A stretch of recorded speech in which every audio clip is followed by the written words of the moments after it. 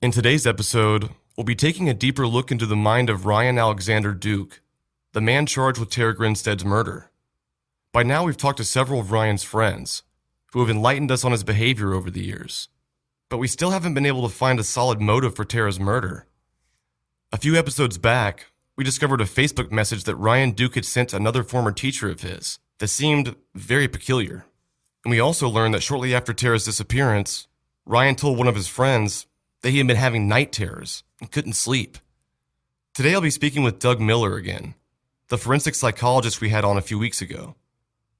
The last time we met, I had very little information to give him, but based on what we did know at the time, Doug offered a theory that maybe Ryan had some sort of obsession over Tara, or maybe even teachers. Today I'm meeting with Doug again, with new information that may or may not support that theory. This is Case Evidence.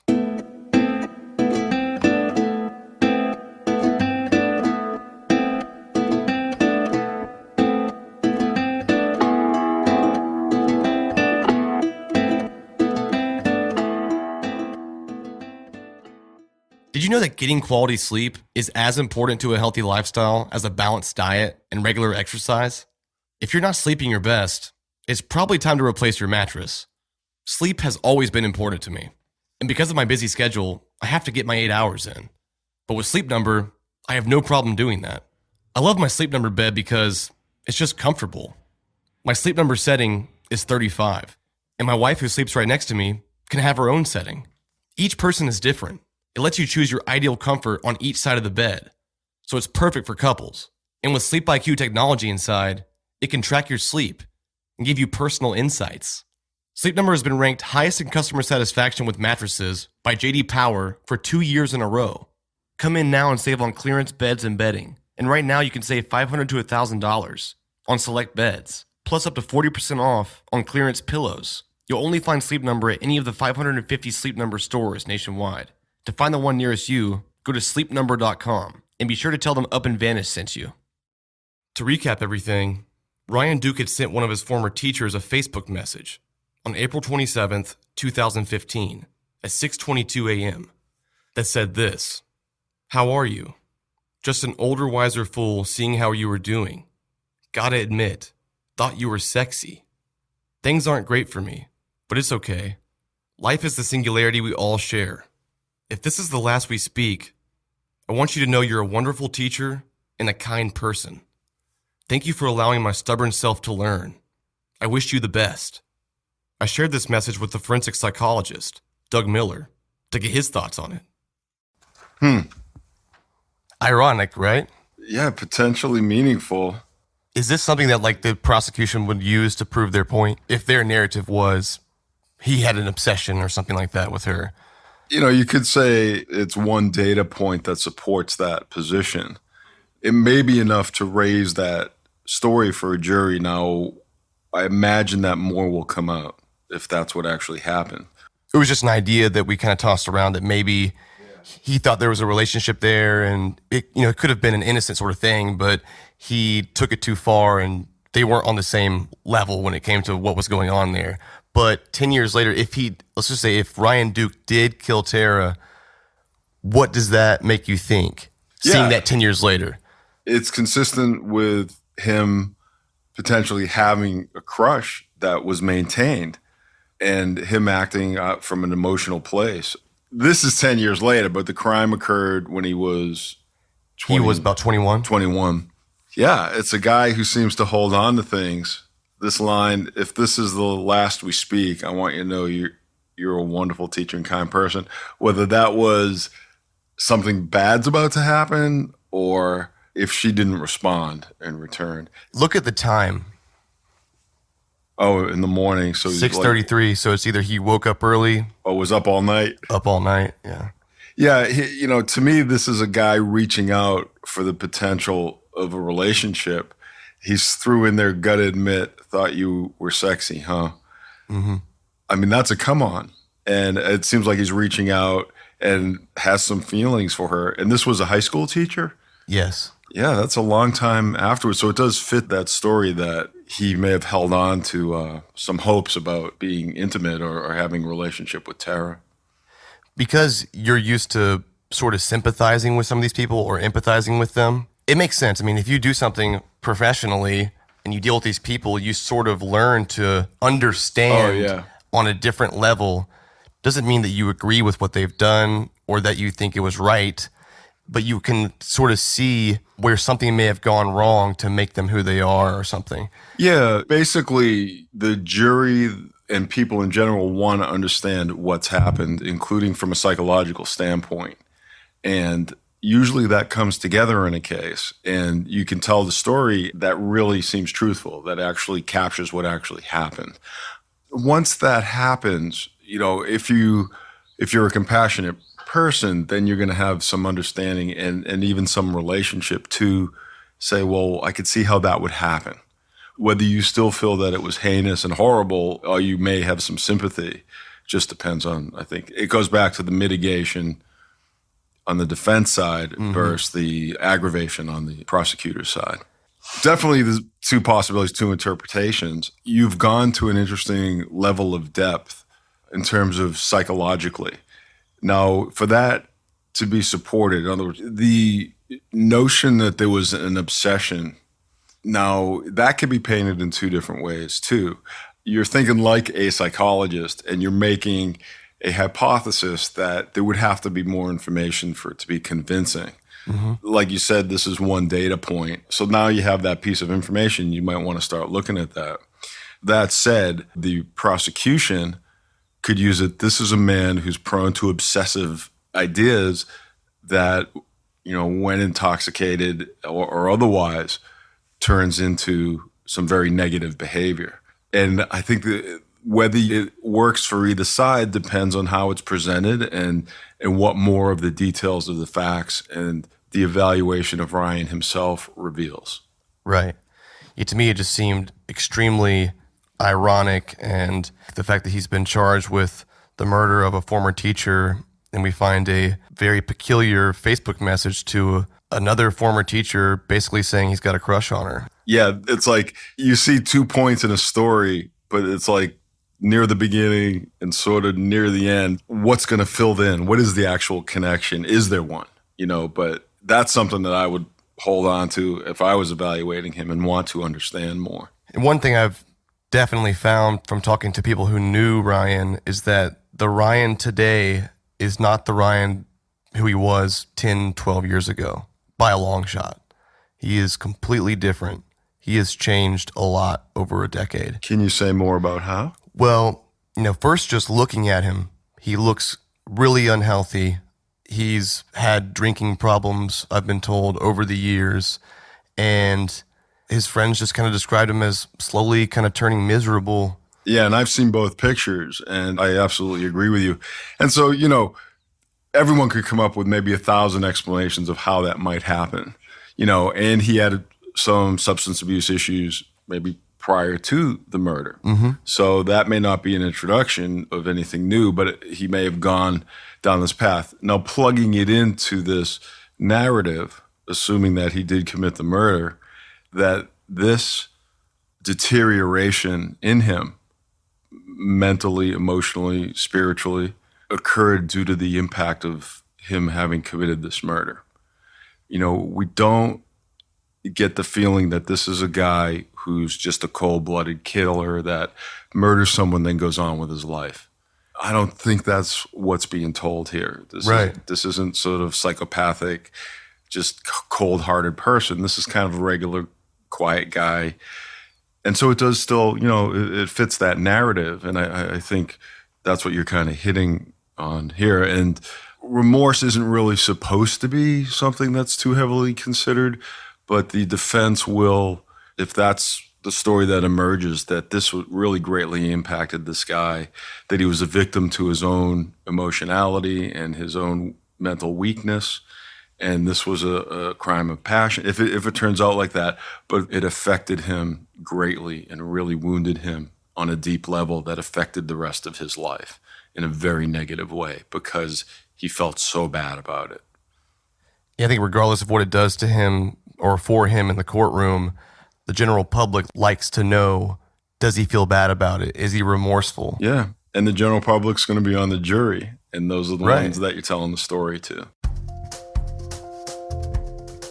It's time to make your next move. It's time to make your next website with Squarespace. It's 2017, people, and if you don't have a website, what are you doing? No, but seriously, if you're an artist, entrepreneur, musician, business owner, or you're getting married, you need to have a website.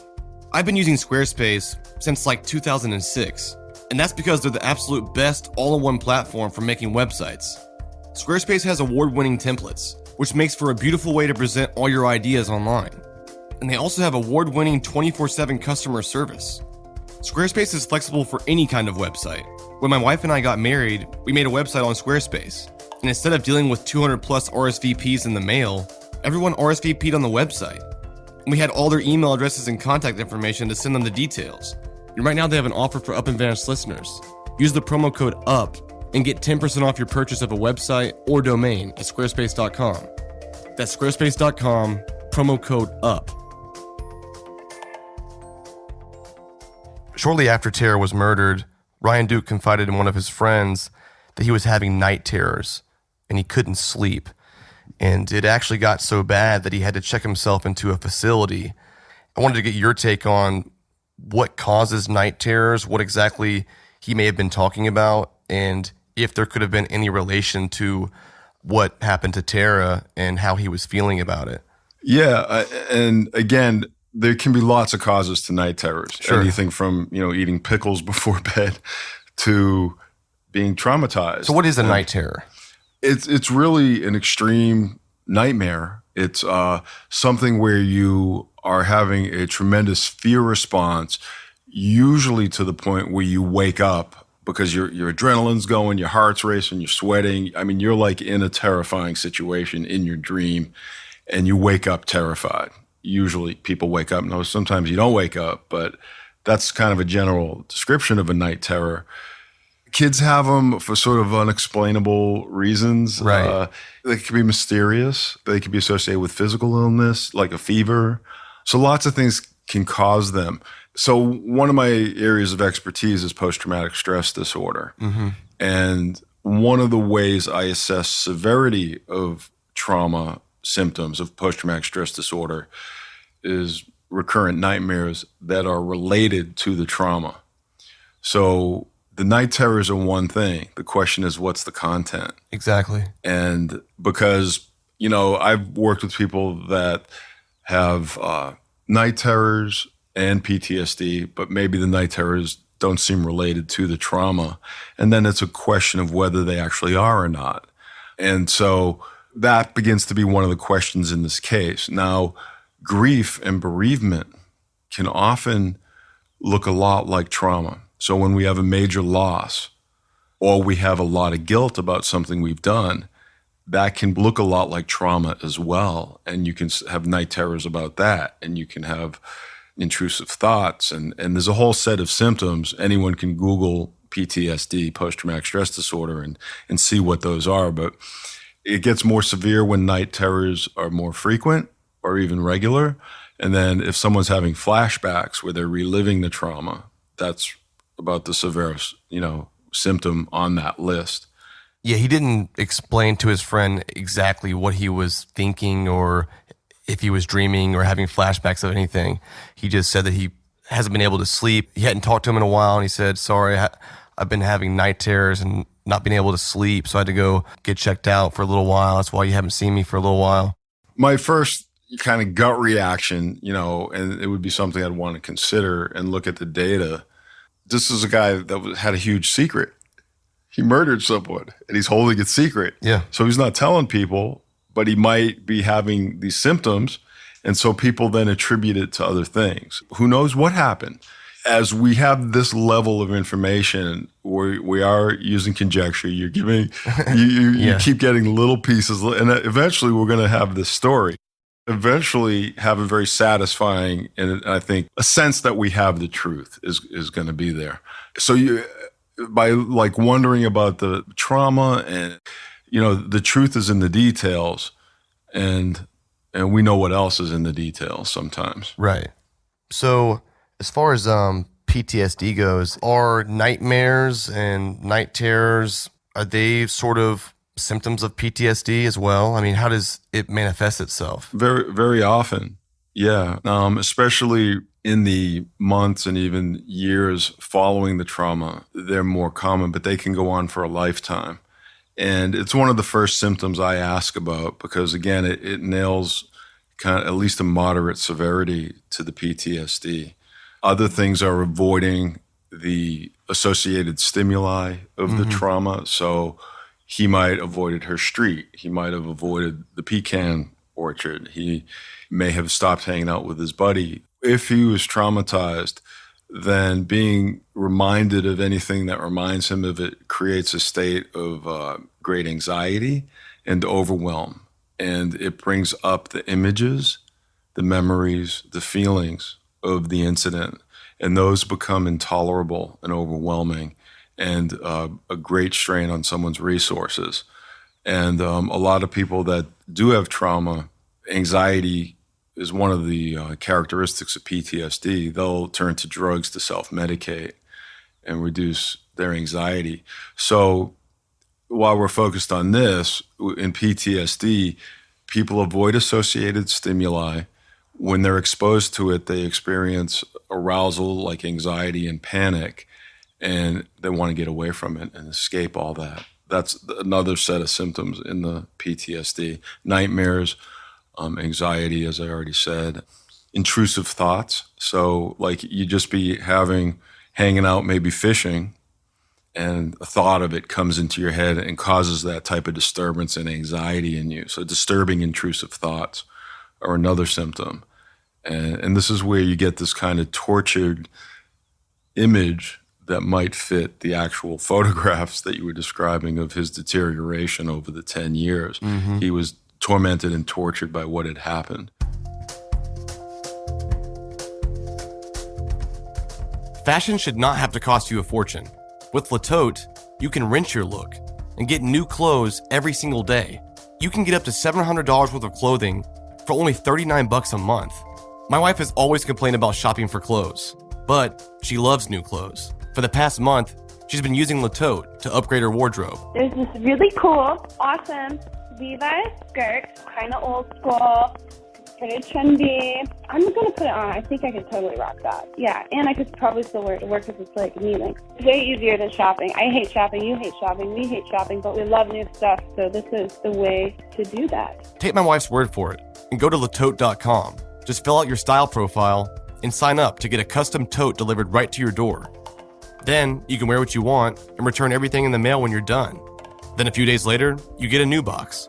And right now, Le Tote is offering 50% off your first month. Just go to letote.com, that's LETOTE.com, and enter the promo code CASE for case evidence and get 50% off your first month. That's letote.com, promo code CASE. What is the fundamental difference in the person that shows these symptoms of deterioration, PTSD, guilt, remorse versus the person who doesn't? Well, what you're hinting at is kind of the spectrum of psychopathy. And that includes antisocial personality, where there's a lack of concern or regard for other people or the impact of their actions. And they tend to be very self-serving and see other people more as like objects to obtain gain and benefit than as kind of the normal valuing of human life that other people will have. One way to understand that is just a matter of kind of emotion, compassion, and heart in the person that is affected, and a lack of those, a lack of compassion, a lack of regard for others in the antisocial and psychopathic spectrum disorders. You know, antisocial and psychopathic individuals don't relate in a compassionate, sympathetic manner to other individuals, and so they can perpetrate against them and feel no guilt or remorse or regret. They don't deteriorate. They'll go on to the next victim or just like, Be the same 10 years later. Yeah. And, the way you look for that, you look at criminal history, you look at, if you're a psychologist or a person that works with people, you can sometimes sit across from them and just feel a difference. When I was driving here, I was thinking about other things I could ask you. And I was just wondering, do you have like a sense when you sit down next to somebody that this guy might be a murderer, or can they fool you easily? Is it different every time? Very much. Now, that's not going to mean anything in the courtroom. And I use it, as I said, like another data point. Well, this doesn't feel right. No, someone could feel really cold because maybe they had a bad day, or maybe they're afraid, or maybe. So as a practitioner, you want to use your reactions. And some of us, a lot of us, are trained to use ourselves as tools in terms of understanding. I think it's where some of the greatest insights and aspects of being a psychologist come in, is that kind of intuitive sense. That all needs to be backed up, and you can't be biased by that stuff. You really have to look at the data. You really have to look at the information. And psychologists don't go on the stand, particularly in these kinds of cases, or pretty much any case in court, and say, well, I was kind of had a gut feeling about it. Yeah, it doesn't work. That's just not going to go over well. In practice, that stuff is used, but it's not relied upon in terms of making conclusions. I think most of the people listening to this may have had an experience where they may be sitting across from a person or interacting with a person, and there just seemed to be a coldness or a sense that something may have been missing in terms of an ordinary type of relating, and warmth, certainly, but some things even maybe beyond that. And then there's other people you sit across and you feel like they're like your Aunt Mildred, so to speak, or they're just these warm, compassionate, caring persons. I mean, I can see in your eyes that, I think you're a pretty compassionate person. We haven't talked a whole lot. Right. But I think we could see that in each other. Are you ever fooled? I love that question. And my standard response is, I believe I can be fooled by anyone. And because I believe that, I think I'm fooled less than someone who thinks they cannot be fooled. If you believe you can't be fooled, you're a fool. Yeah, exactly. And by knowing that things, that your impression or even the data that you get may not be accurate, and validity is a huge issue in all of this. And getting enough of a substantial picture of a person in terms of not only the test data that psychologists use, not only our gut feelings that we may have used initially in a case, but in terms of third-party reports, a general consistency across data lends validity. The answer is, yeah, I can be fooled, and I think I'm fooled less because I know that. Just in general, from what we learned last time we talked, do you feel any different about things now than you did last time with less information? It's still a small amount of information relative to when I evaluate someone. We happen to be in my office right now, and all of this is just one case. Oh, damn. So I have, about a 10, 12-inch stack of records. Some of those are 4 or 8 pages compressed onto one page, front and back. Wow. And you never know when a piece of information is gonna come up. So there's really a small amount of information, but there's something that's starting to form here, which is, sort of this emotional crush theory, we'll call it, or maybe just the crush theory. Again, it's a small amount of information, but even you reacted saying like, this kind of seems to fit that. That's how you started this interview. This seems to fit that sort of explanation. I think you have a sense about this case, about who Ryan is. Mm-hmm. And, I affirm that he doesn't, in my opinion, with the limited amount of information, doesn't seem like an antisocial guy. Right. So then this is a guy that may be motivated by his emotions, and then this other little Facebook message comes up. Also, his deterioration over time. That's a tricky one, because what is a person who would commit a murder like? I've come to find that there's a surprising range to that answer, and I'm sure that they aren't necessarily completely dysfunctional, deranged people. I can't say I feel differently. I feel about the same. Okay. Now, there's a little data about this teacher and him potentially having crushes on people. I'm getting a little clearer about the chance that he was traumatized, perhaps by the murder itself, or aggrieved or guilt-stricken to the point of feeling bereaved and showing symptoms of trauma or complex bereavement, which can look a lot like trauma. So those directions seem more realistic. I think the audience is on edge, and I am. I'm really would love to evaluate this guy for this purpose. I'm just curious about this case, and I think that's when we're going to start really getting some of the meat in this case to affirm some of these stories. It is interesting that we touched on that possibility of that he entertained some kind of emotional and passionate fantasy about his teachers. So we brought that up, but then this Facebook post comes up, and I know when you saw that, oh man, this doesn't look good. But yeah, I definitely was wowed. Yeah. So to hold that as a hypothesis that now has a little bit of data that may support it. And there's a lot of dots that have to get filled in. So, for example, if that was the only data point and you're sitting on the stand in front of a jury and the whole courtroom, and you said, yeah, this was obviously a passionate, emotional thing because look, he made this Facebook message. Right. That wouldn't fly. But it's pointing in that direction now. It's something that needs to be explored and see if that's part of what happened here. Thanks for listening, guys. Today's episode was mixed and mastered by Resonate Recordings. You can check them out at resonaterecordings.com. By the way, if you haven't yet, you can follow Up and Vanished on Twitter and Instagram. The handle is @UpandVanished. And be sure to tune in next Monday, April 24th, for episode 17. Thanks, guys, and I'll see you soon.